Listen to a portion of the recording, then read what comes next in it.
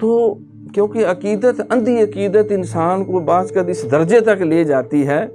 کہ وہ خدا کو چھوڑ کے، مسبب کو چھوڑ کے سباب کی پوجا میں لگ جاتا ہے۔ مجدد صاحب نے اس فکر کو جڑ سے اکھیڑ دیا۔ فرمایا اس صوفی کا کوئی سٹیٹس اور درجہ مقام نہیں جو سب سرکار کی غلامی میں، جو جس قدر آقا کی غلامی میں اپنے آپ کو فنا کرتا ہے اللہ کی رضا کے لیے، وہ اسی قدر اللہ کا مقرب ہے۔ یہ جتنے چلے چاٹے جو ہیں اور یہ جتنی بدعات جو ہیں، یہ ترک حیوانات جلالی اور جمالی کے اور ایک ٹانگ پہ کھڑے ہو کر لمبے لمبے چلے کاٹنا، آپ نے فرسٹ ٹائم بتایا کہ 4 قسم کے جو دنیا میں تصوف اور اس بنیاد پہ وہ اپنے آپ کو الہ کے درجے تک لے جاتے ہیں، ان میں سے 3 جھوٹے ہیں، غلط ہیں، صرف ایک صحیح ہے۔ ایک وہ تصوف جو ہمیں فلسفیانہ مذاہب سے آیا، یونانی فلسفے سے، دیوی دیوتاؤں کا تصور ہندوؤں سکھوں سے جو آیا ہے،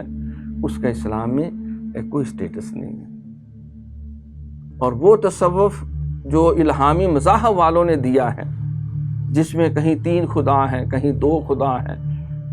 کہیں پنڈت اور کہیں پادری جو ہیں وہ بھی خدائی کے درجے تک پہنچ جاتے ہیں،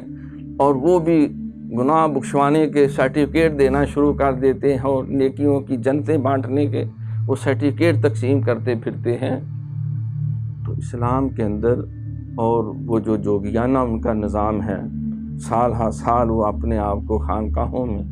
اور گرجوں اور کلیساؤں کے اندر جو ہے، اور وہ سمجھتے ہیں کہ جس قدر انسان اپنے باطن کی تطہیر کرتا ہے اس طرح، اسی قدر وہ اللہ کا مقرب ہو جاتا ہے۔ آپ نے اس بات کی نفی کی، ہمارے اسلام میں ایسی کسی فقر، کسی درویشی کی کوئی گنجائش نہیں۔